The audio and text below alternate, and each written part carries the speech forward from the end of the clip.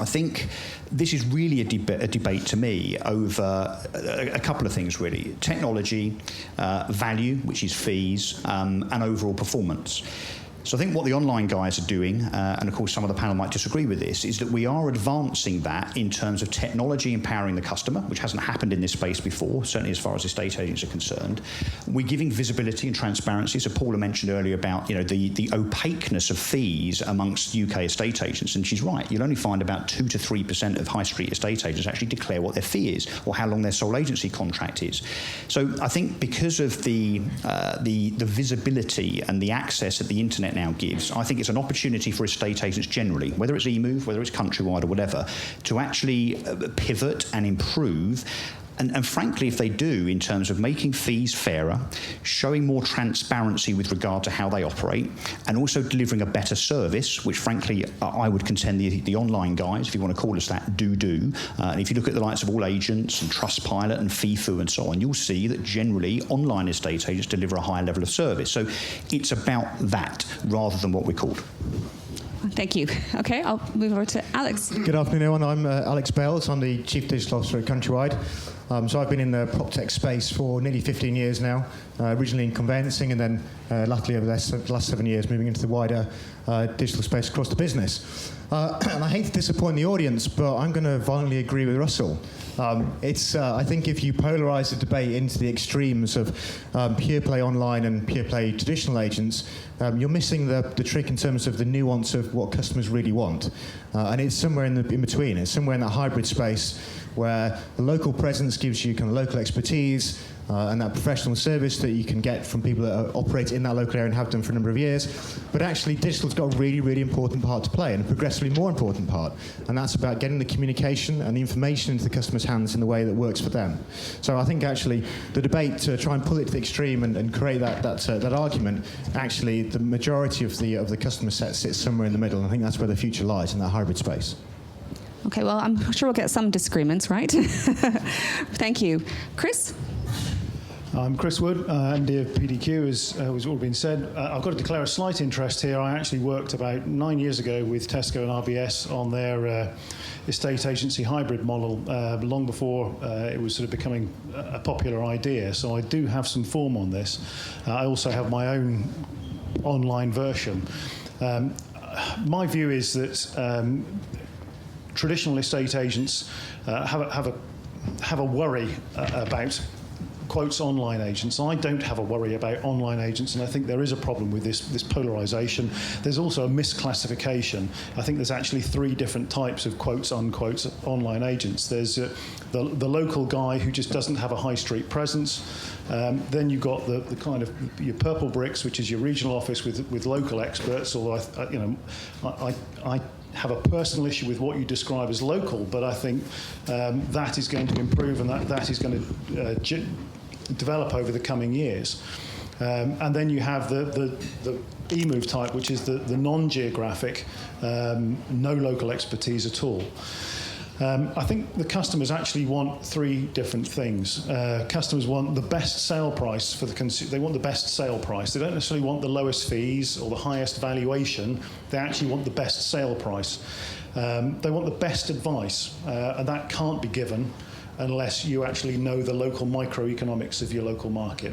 If you're using data from land registry or anything like that, you're basically 3 months out of date as a bare minimum. You actually need to know what's going on. You need to know what that particular property, the area is like. If there's a new job just started to open up, new business, anything else like that, you must have that knowledge if you're going to serve the customer properly. And the final thing is the customer wants service. They want value for money. They don't want necessarily cheap. They don't want to be ripped off. They want to pay a fair price. And I think that's key to all of this. I think most of us on the panel here would agree with that. There are some statutory obligations which I think all agents need to bear in mind, and I think there are some firms, online, traditional, high street, whatever you want to call it, do stray outside, and that's to act honestly in the client's best interests. It's not just to turn a quick buck. We actually have a statutory duty to get the best price and to give the best advice for the customer. And I personally don't believe you can do that unless you know your local market. Thank you. And finally, good afternoon. Sadly, I'm going to agree with a lot of what mostly all of them had to say, because sadly everything that they have to say, or thankfully everything they have to say, is what Purple Brick stands for. For me, the debate's about consumer choice. I mean, ultimately, consumer choice is important. There hasn't been real consumer choice in this market before. To some extent, the Emoov started, and the House Simples of the world, and those, and in purely digital. And then from a Purple Bricks perspective, where we offered something that was really very, very much more akin to what the high street do with local property experts, etc. So if you look at, people go and apply for a mortgage, they go to different providers with different products, offering different prices, but the end result is the same, i.e. they get a mortgage.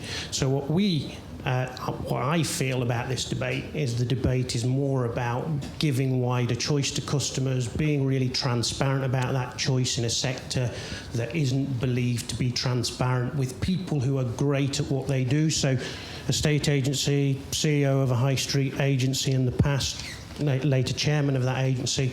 I always struggled to understand why estate agents got such a bad name. I couldn't understand why estate agents couldn't go into a pub and say they were an estate agent without generating some kind of wry smile or a debate.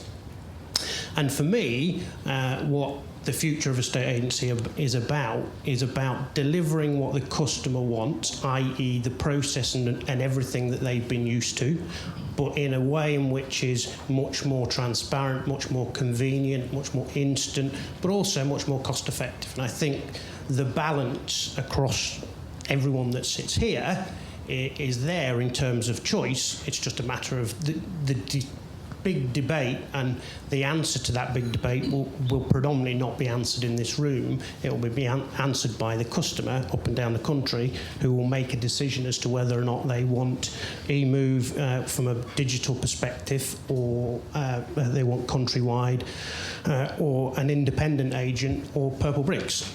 It's a great opportunity for the consumer for the first time to get real choice about what they want from the process, and I think the choice that's available to them today is the best available choice that they've ever had in the whole industry history. Thank you. On that note, I completely agree that, choice, customer service, but we have to also remember ultimately that the customers want to sell their homes. So that's, we need to remember that as well. So, that's the ultimate aim, is to get their home sold. Question one. So the estate agent does a lot more than just taking pictures and posting them on a website. They find a buyer, negotiate the best price, and navigate the seller through a very sometimes fraught process, and something that they don't do very often. Online estate agents clearly are differentiating their service on a fixed price. Are we seeing a price war happening? Is this the service, is it a race to the bottom? Is this business model for online estate agents actually sustainable? I'll start off with Russell. Yeah, I mean, to me, actually, the question is the high street model sustainable on the basis that fees will be... That's the next question. Is it? Sorry. Okay. I'll try and rephrase my answer then. So, I mean, it's again, I think there's a misnomer as to what online estate agents do. Now, as there is in the high street, there's a whole variety of different approaches from different online agents. So we're a bit different to Purple Bricks. We're certainly different to people like House Simple, who have very much a hands-off approach, for instance. So you can't categorize whether online agents are sustainable based on what they all do, because we're all very, very different. So, for instance, without giving you the sales pitch, it's little known that we have a team of offer negotiators. We have a team of sales progressors.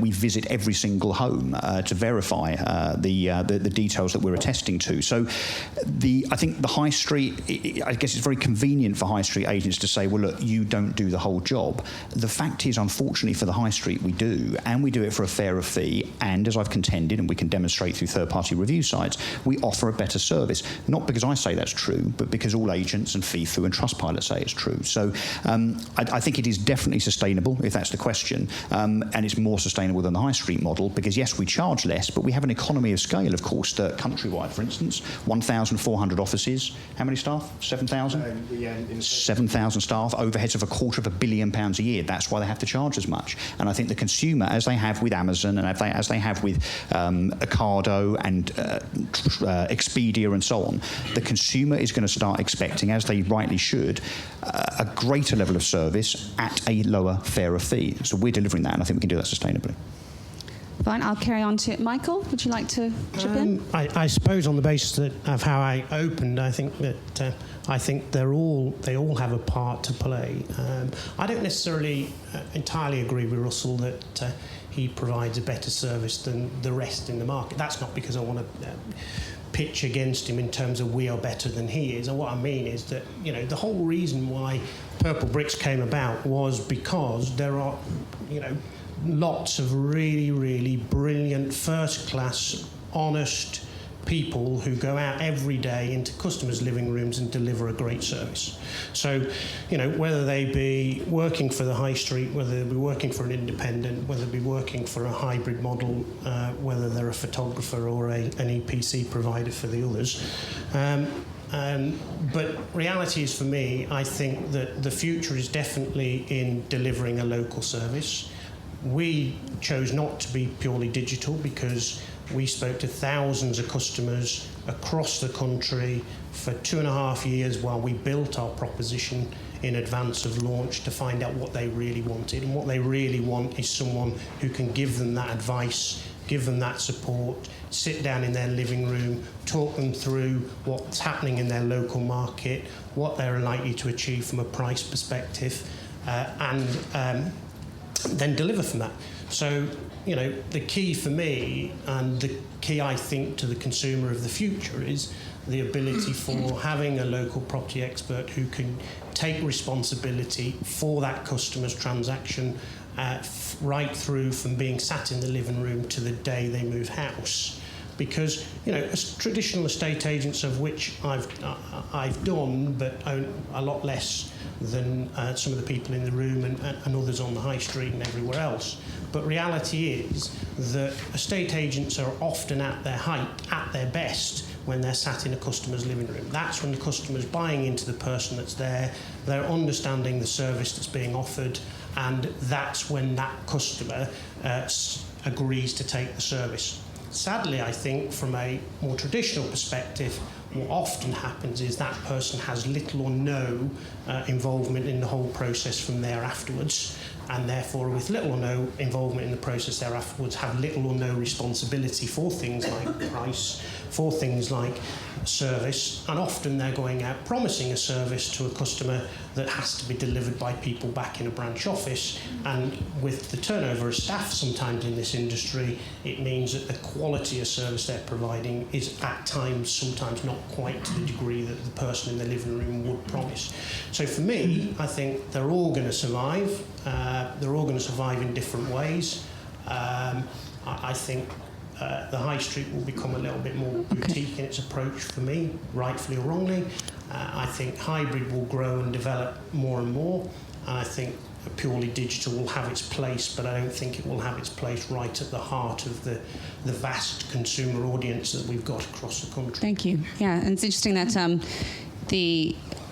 so effectively, getting rid of the high street chains or whatever, and it sounds like sort of, systemizing things a bit better, that you're passing on the cost to the consumer. So there's quite a different price for the actual what you're paying for the service in the end. Well, but I'll carry on. Sorry, I've got to leave it to Alex. What do you think? Do you think that the online model is it sustainable? I think, well, we've just commissioned one of the biggest pieces of research ever in the industry. So we've spoken to over 3,000 customers. And they've come back with a very clear message that the pure play, pure online proposition, which we think sits around the moment about 3 to 4% for the purely online, without taking into account the hybrid space as well, possibly isn't sustainable. Insofar as if they're not turning a profit at that market share level right now, it's not going to increase substantially. So there could be a limited lifespan to that sector of the market. And I go back to my previous point that actually, and I think I agree with some of the other panelists today, that it's all about the hybrid space. And I think if those online players can move into that hybrid territory more, and they can provide the things that customers are clearly asking for. So some of that research is thrown up that actually the most important thing that customers are asking is to achieve the best possible sale price for their property. Secondly, they're asking for speed of service delivery from pre and post offer.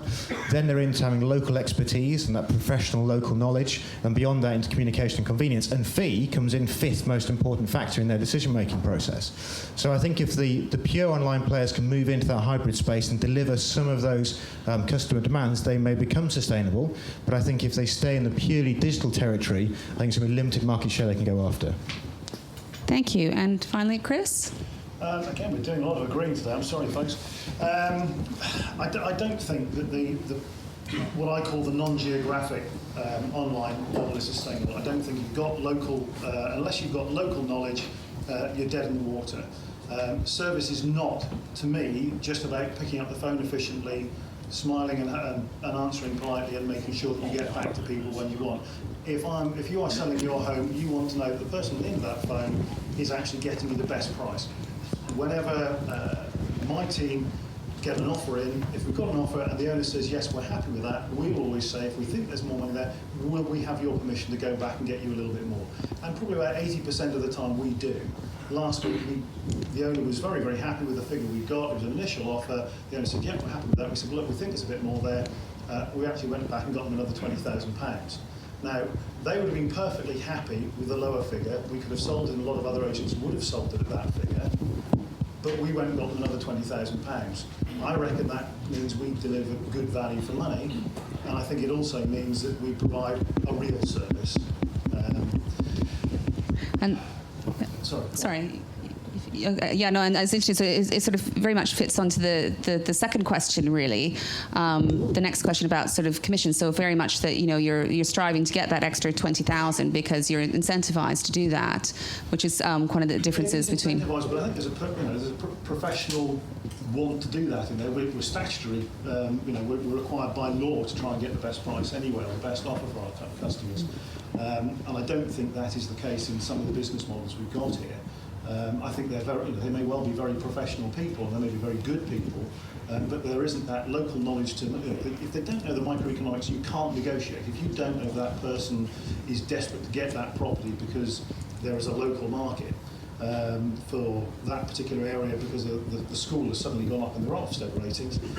Sorry, I do apologise. If you don't know there's a local market because of that, you can't hope to negotiate the best possible price for that owner, and you have failed that owner. No matter how good a low price you've got, and no matter how slick the service you've got, the website you've got, and this applies to traditional agents or high street or hybrid, whatever it is, if you don't know your local market and you don't know what the microeconomics are of that particular property, you have failed your customer and you have not delivered a good service, no matter how cheap the price. So thank you. So we're going back to you. So the next question is, are high streets agents dead? How can they justify a commission-based model? Which means they're cashing in on skyrocketing house prices, and perhaps maybe, doing their bit to raise house prices. And together with things like long tie-in periods, dependence on pushing in-house services. And these are sorts of things that we get people to our website every day about.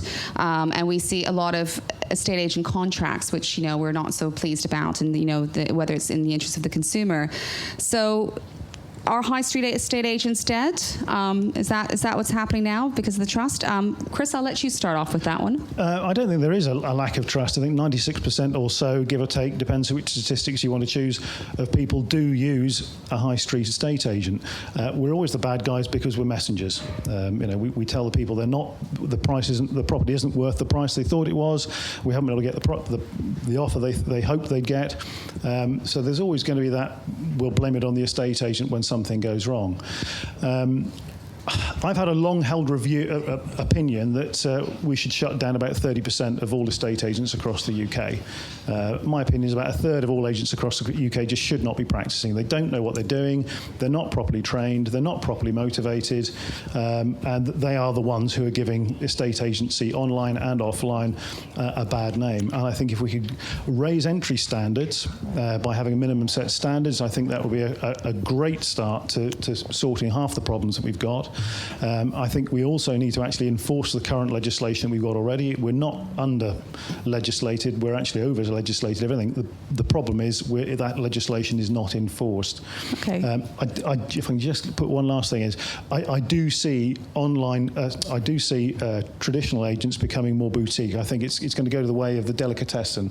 Yes, we don't have any high street grocers anymore, but we still have, we're getting lots of artisan shops popping up, and I see that how the high street agent market going. Okay, so Alex, I guess the point to pick out, because we're going to talk about trust and what people think of the estate agents more generally later. But estate agents, one area is the one in the property transaction where they're based on commission. Their pay is based on commission. Is that sustainable? Are high street's estate agent dead for this? What do you think? So, are high street agents dead? Well, of course not. 96% of the market still goes to high street agents. And whilst the online agents may continue to grow over the next few years, it's not going to disappear anytime soon. I think in terms of the commission-based fee levels, well, there's several arguments around that, and I think that big piece of customer research piece that we did recently has thrown up that some customers generally do want that pricing model. It's very transparent in terms so far as they know what they're going to pay, because it's a straightforward percentage. There's not a huge menu of small additional items that are going in to add up to a high headline fee. So I think, and of course there's the motivation aspect in terms of the estate agent really is having to put their money where their mouth is in terms of driving the best possible value for the client, and as that's the number one thing that matters to them, achieving that best price for their property. Clearly the agent's motivated to do that if they're on a commission model.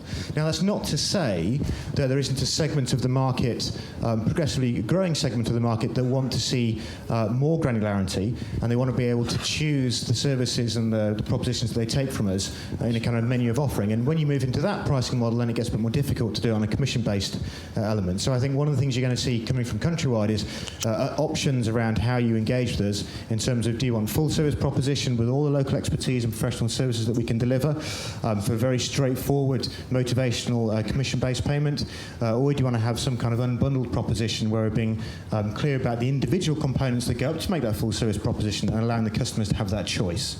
And again, that's moving us into that hybrid space, moving away from the traditional pricing model agents, and customers that want to take advantage of that still can do, and those customers that want to be able to have the flexibility of choosing which elements they use will have the flexibility around the pricing as well. Thank you.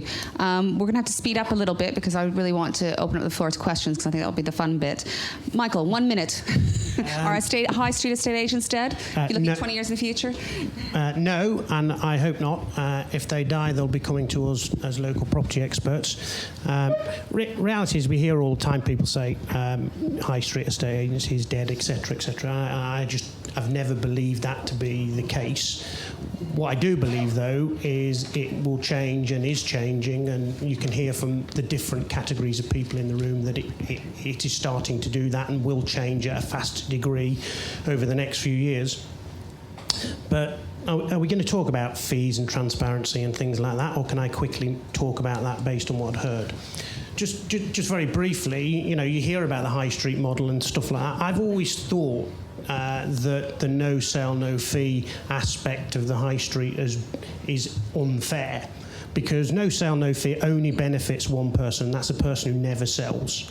And what happens in the industry is 50 to 60% of people who go to a high street estate agent only sell. The rest churn in the market from agent to agent. So therefore, if the average fee is around £4,500, for every paying customer, they're underwriting £2,000 odd for every person who never sells, and they're carrying that cost. I don't find that fair, and I think that what is fair is a model that means that everyone's contributing to the cost, but a fair and cost-effective cost.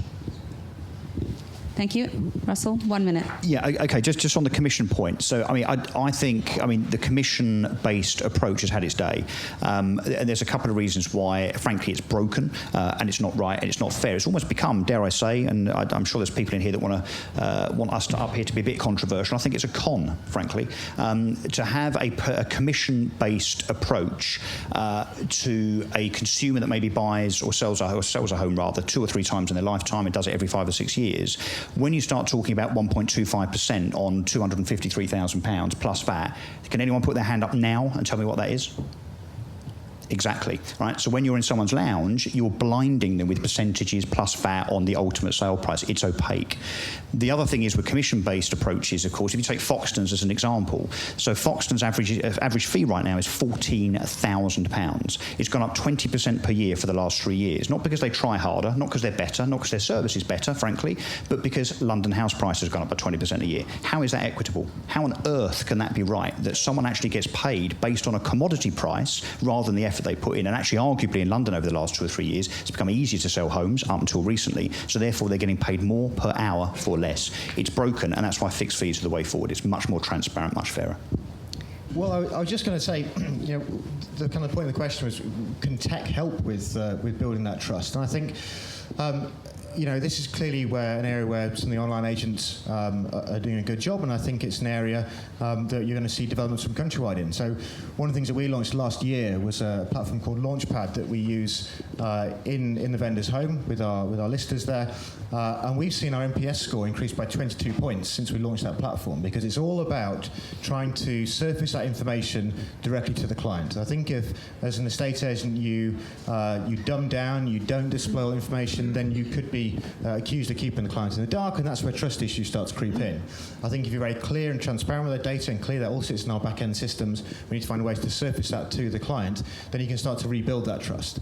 So I think that's one of the areas for us that I think tech's really going to help. So we're doing that now already, and I think you're going to see more digital products come from us in the coming few months and years that really serve to surface that information, give the customer the insight, build that engagement and that empowerment that they're all after, and that's how you maintain the trust relationship with them.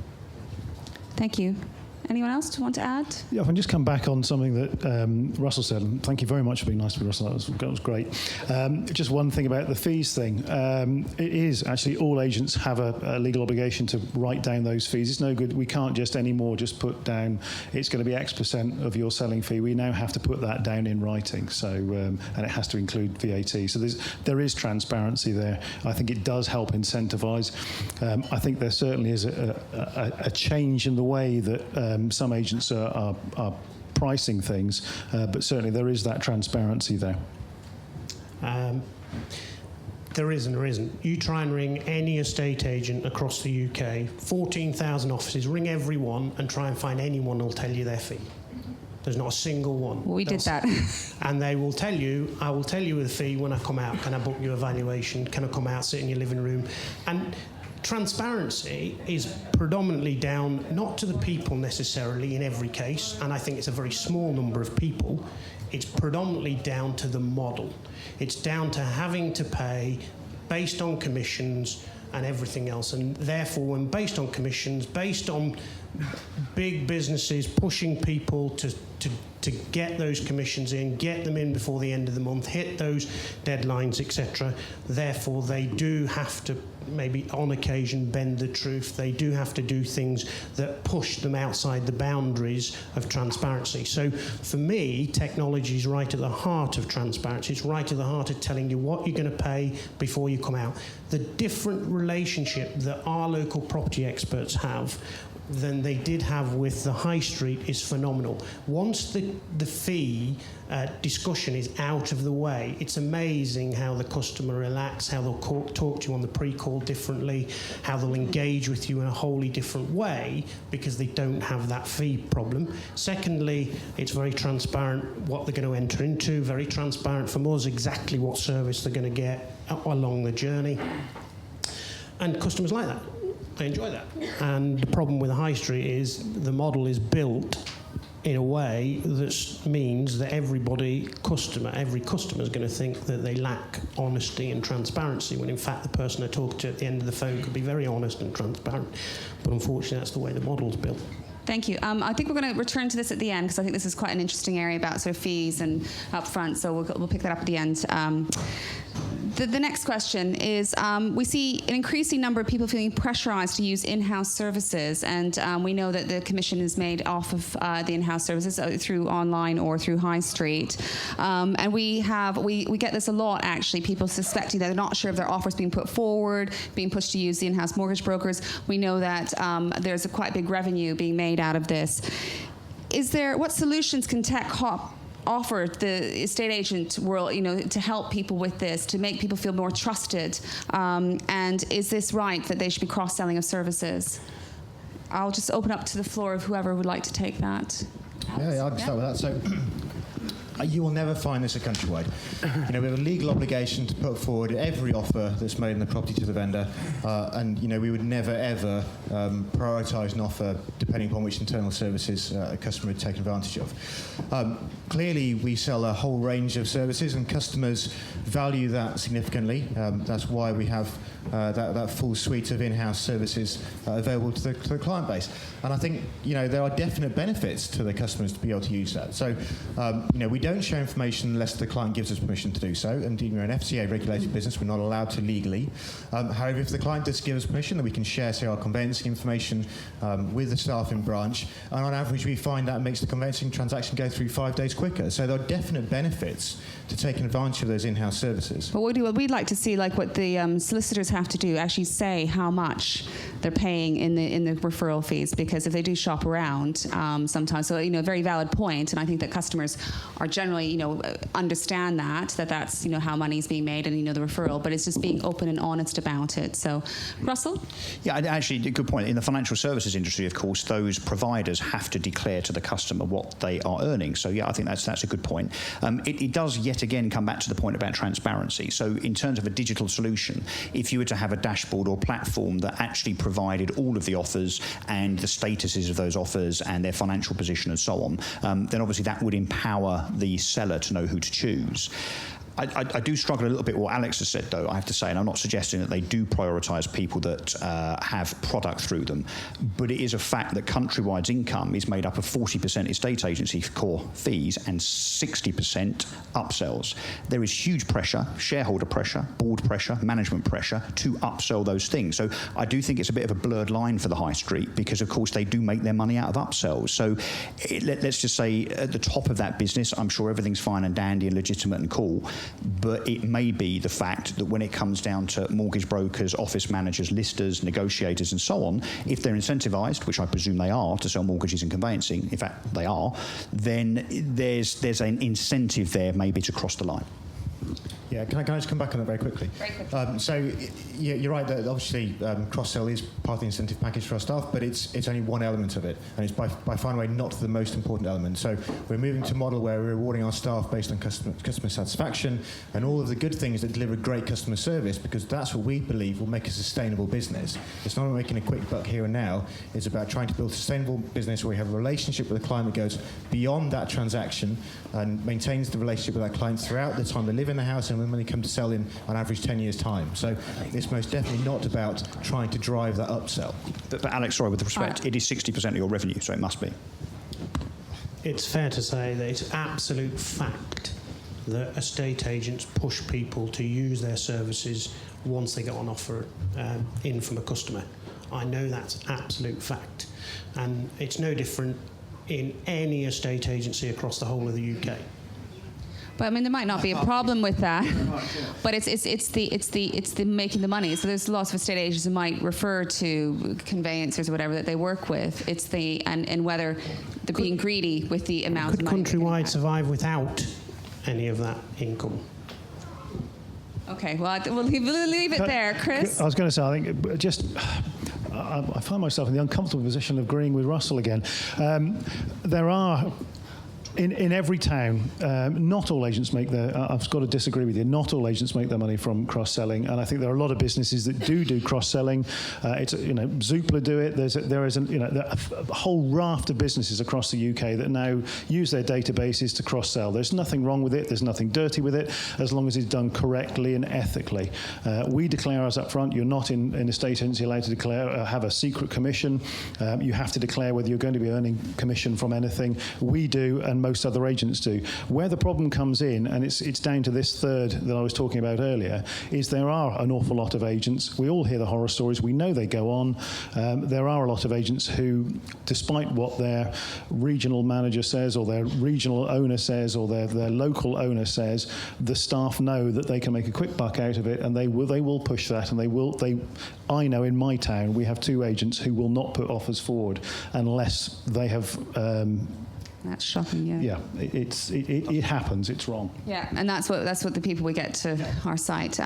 So finally, the last question, I think it's, whether this whole debate's been almost redundant before we go into questions, is that will the online versus high street argument soon be dead as we actually are moving towards more of a hybrid model? What do people think about that? And then we'll open it up to the floor and come back on the fees and other things. So who would like to start off? Yeah? I can do it again. All yeah. right. Do I think the online high street argument will be dead soon? Well, I really hope so. Because actually the argument should be between good and bad agents, right? And if agents are delivering what customers want, and we are analysing that customer base to make sure we do deliver what they want over the coming years, then that moves the argument away from that polarised traditional versus online into the hybrid space where it's about delivering all of those things that matter to customers, about achieving the best possible price for their property, about the speed of the transaction, about the local expertise, and about the communication channels, and then fee at some point in that mix as well. And I think if we can deliver that through a physical presence in that network of branches that we have now, and through digital communication tools that we're in the process of developing, then actually, by moving into that hybrid space, we do eradicate the argument and it moves it away from that polarised position. Thank you. Anyone else? Online versus high street? Yeah, I'm old enough here to remember when the corporates moved into estate agency, and at the time there was a big them and us debate then. The independents hated the corporates. They saw it was coming. The corporates just wanted a facility to be able to go out and sell endowment mortgages. Remember them? The corporates did a lot of good for the industry, but they did a lot of bad as well. And I think what the corporates learned, those that didn't go spectacularly bust within a few years because they just didn't understand the market, those that remained actually built a fairly good model and are now continue because they picked up the good from the independents. The independents that stayed picked up the good from the corporates, and I think what we're going through now is a change in the market. We are seeing the sort of high street agents are learning a new way of doing business. We're actually going back to the good old days where you used to say, right, we're going to charge you X for doing this, Y for doing that. If you want a board, that'll be another £25 or whatever it is, and if we do sell, we're going to add a commission element in there so we're incentivized to sell. I personally would like to see that. I do think that the online v high street agent is dying, but it's going to take a little while longer to get there yet. Thank you. Russell? Yeah, just uncharacteristically to agree with Chris. No, I do agree that there will be this blend of models. I think it will take ages. I think that whether it's Emoov, House Network, Purple Bricks or whatever, I think that the die has been cast in terms of that disruption. I do think it will take a long, long time for the industry per se, the high street industry, the incumbents, to really understand what's happening and the impact of this, by which time actually for some it might be too late, the old blockbuster scenario. So I do think there'll be a blend, and I do think it's great for the consumer, but I do think it'll take a while for some. Countrywide, clearly, are starting to follow the likes of us and Purple Bricks. That's great in terms of understanding that it's about the customer and it's about fairer fees and it's about performance and so on. And fair play, good. But I'm not sure everybody shares the same repeated vision that you guys do at Countrywide. Michael, do you want last words? I don't think I can add anything to what's already been said. I think I agree with Russell for the first time. Okay, well, lots of agreement, a bit of a love-in over here. Thank you. So we're going to open it up to the floor. When I'm just a plea for questions, not so much statements. So a question in there would be great. And I'm not sure whether I should take. Shall I take a couple of questions? We'll start off with one question, and we'll open up to the floor, and we'll see maybe if we're running out of time, we'll take a few. So, yeah. And if you could introduce yourself as well. Thank you very much. Hi, I'm Shiraz Dar. I've invested in a couple of online businesses, just to declare interest before I ask my question. My question is specifically for Chris and Michael. I heard the word local mentioned a lot. Can you both define for me what you mean by local? I think it depends where you are. I think if you're in London, local actually has a much wider geographic area, although in some parts of London it'll be a very, very tight area. If you come down to my neck of the woods, most people will expect you to be within 10 miles or so. I know the ASA defines local at the moment as 75 miles. I think that's a joke. But that is what local is defined as. But I think if I go to a customer, and I think the acid test is what the law defines as something, is what a reasonable person regards as when you say something.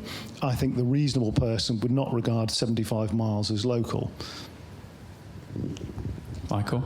For me, local's about the nature of the person, whether they've worked in the local area, whether they know the local housing stock, whether they know how the housing stock moves, whether it doesn't move, all of those things.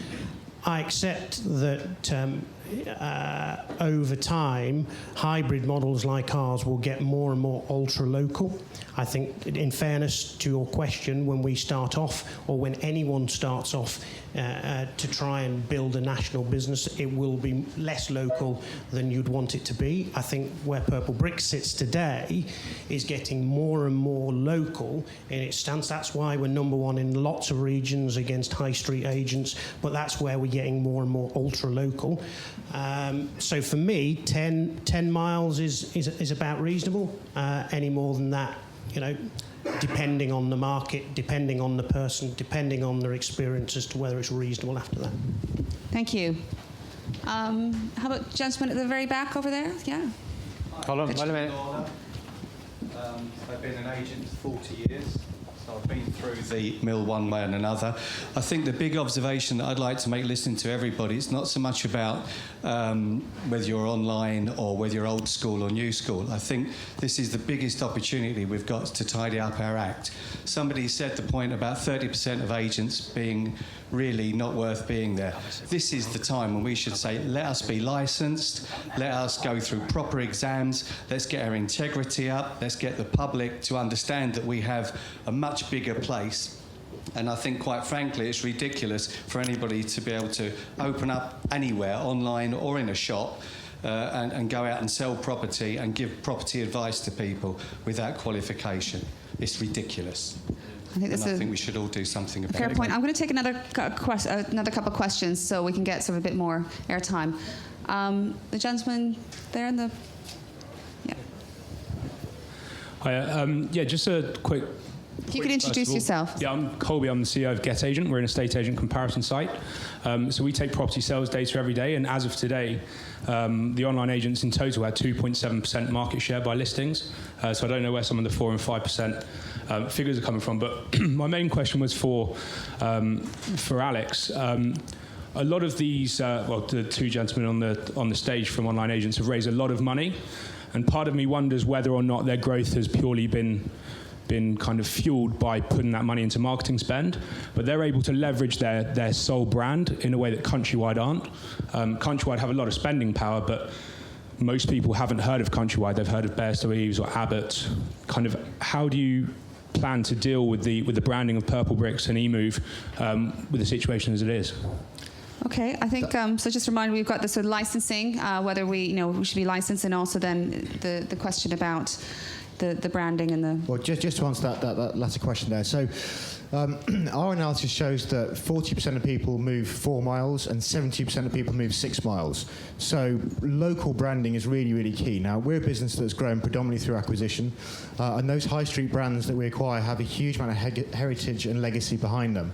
And kind of rebranding them into a singular countrywide brand across the entire nation is not something that we think is going to have great resonance with the customer base. So I think what you'll start to see is some consolidation perhaps in that space.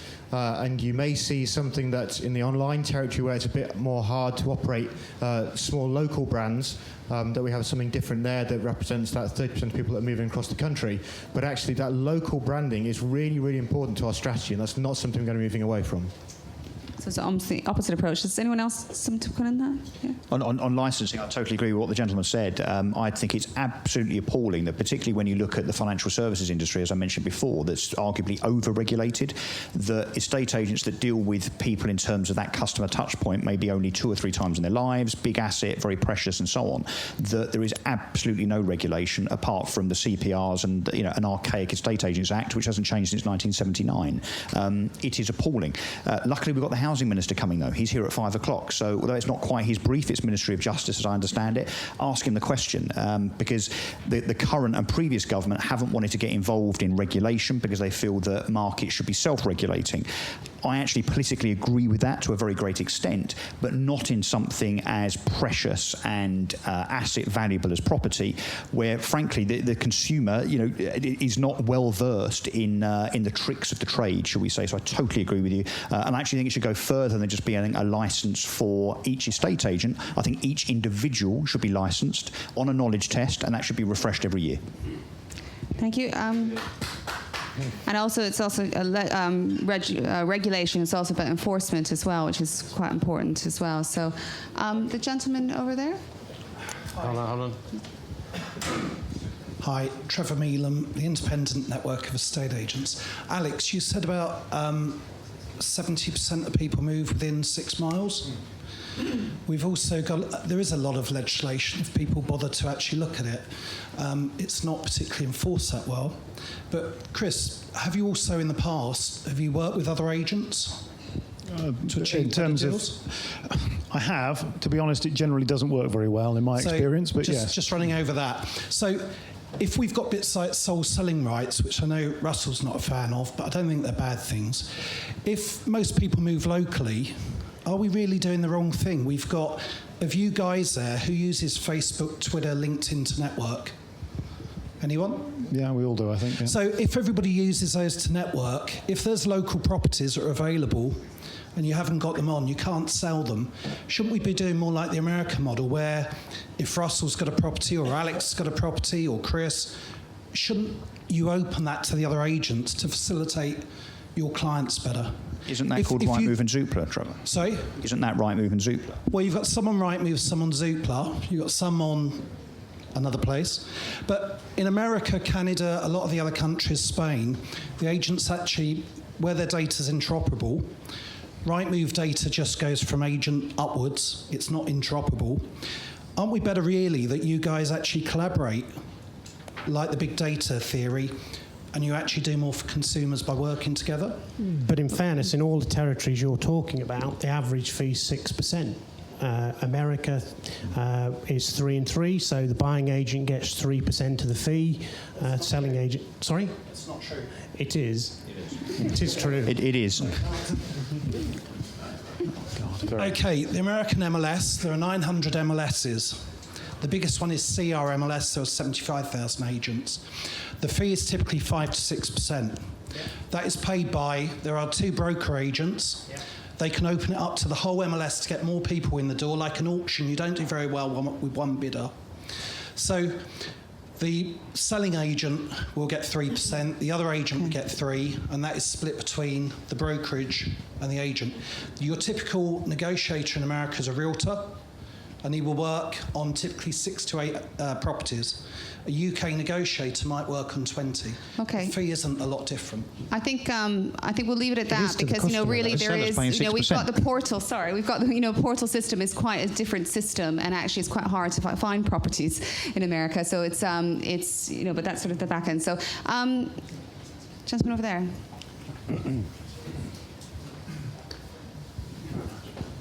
Hi there, it's Sam Thomas from Credit Suisse Investment Bank.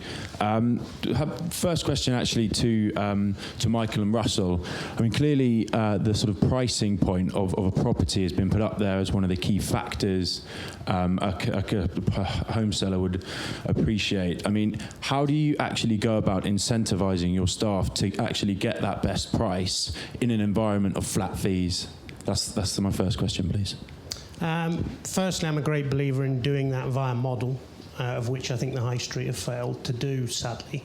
I think the model is, that's why we have local people who are licensed in their particular region, postcode to postcode region. They run it as their own business. They live or die, like Chris, by his local reputation, by the amount of sold boards that they generate, by the amount of activity they generate in their local community, by what they do and advertise themselves and their business in a local community, which makes a remarkable difference to their attitude to deliver service from start to finish. And the other thing, going back to the point I made earlier, was that they have got skin in the game, because they have responsibility from the moment they sit in the living room right through to that person moving house, where they're communicating regularly with that customer. They've got responsibility to that customer. They're doing reviews with that customer. They're giving advice to that customer, and their reputation depends upon it. So let's not forget about the customer here. So it is not estate agents that set the price. Estate agents don't set a price that someone must pay. Otherwise, right at this point in time, there wouldn't be 1 million properties on Rightmove and Zoopla. They'd all be sold, and they're not. And they're not because there's a price disparity between what the buyer believes is correct based on their resource, based on the investigations and the research they do. So the estate agent is really just a handholder. They're a facilitator. We can all have different ways of approaching how a house is valued, and whether it's done face-to-face, whether it's done digitally, whether it's done as some agents do, not us, through AVMs and so on. But ultimately, it's the market that buys a home and sets the price. The estate agent is a mere reflection of that price. So let's not get too carried away with the estate agent being the oracle here. They're not. They're a reflection. So on the basis that a buyer will do research and buy at a figure that they believe is correct, yes, with some negotiating and some cajoling and so on, the valuation is important, but it doesn't set the market. So, you know, I think we need to step back from the estate agent having this sort of magic drawer full of prices. You know, we now have open source HM Land Registry, Rightmove, Zoopla, HomeTrack, and so on. So the tools are there for the agent to help the customer. But whether in my online business or my previous high street business, which I ran for 10 years, the amount of times that I would go into someone's lounge and value a home and tell the customer that their house was worth 250k just because all the comparative evidence said so, but they said to me, but I want 270. I would never get it on at 250. It would come on at 270. The customer is king, and we shouldn't insult their intelligence that the estate agent can tell them what to do. Thank you. We've got time for one more quick question. The gentleman right there. Yeah. We're at a PropTech conference. I'd like to know what's the most impressive piece of PropTech you've seen? Yeah. Purple bricks. Shock horror. Of which it is. It's fact. Michael's fact. Michael's fact. It delivers a whole different experience for a customer. So it makes something happen anytime, 24 hours a day. So if you want to arrange for a local property expert, you can book that from your phone or from any device, wherever you are in the world, 24 hours a day. If you want to arrange a viewing, if you want to make an offer, if you want to agree a sale, 70% of our traffic happens when estate agents are shut. That's when people are engaging with the market. Okay, carry on. If you want to change your price, you can change your price with a click of a button whilst lying on a beach, and instantly it'll change it on the portal. If you want to get your house on the market, we can get your house on the market in 45 minutes live in your living room that you can then see. By the time the person walks out of the living room, gets into their car, everybody looking on that price range has been notified about that property coming to the market. By the time that they've got to the bottom of the road, they've arranged 5 viewings. By the time Monday morning somebody sees an advert on a Saturday night... I think we get the picture. Right, Chris. You should have a telly advert, Mike. Chris, most interesting bit of prop tech maybe you've seen today, or what you think the well, unfortunately, because I came up very early this morning, I haven't had a chance, and I only arrived at about 11 o'clock. I haven't had a chance to look around many of the sites. But I am an IT guy's dream. I'm not an early adopter. I'm one of the guys who goes out and seeks it before they've even thought of it.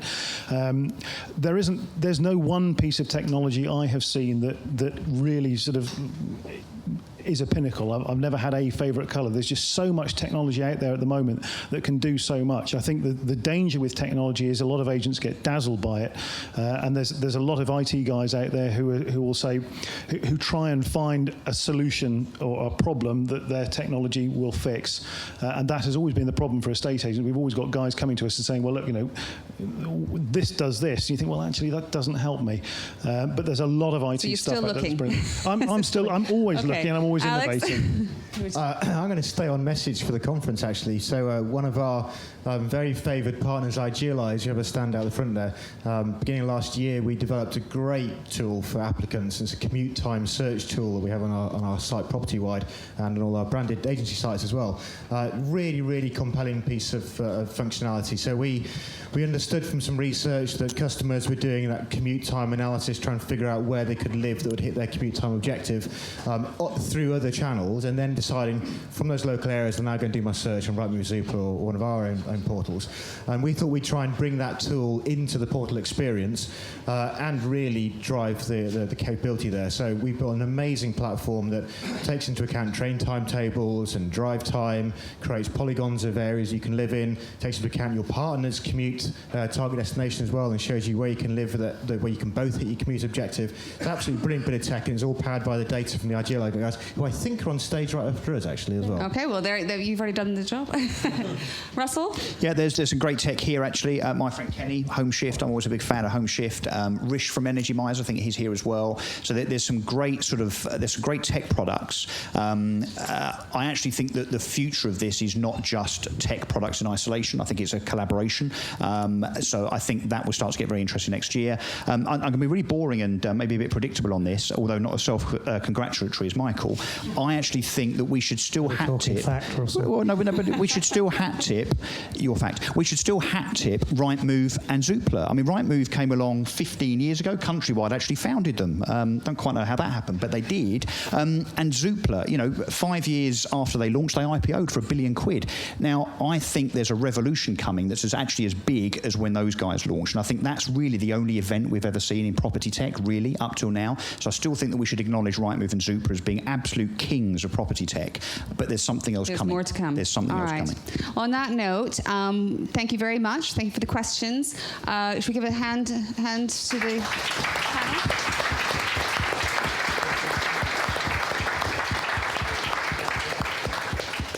Thank you.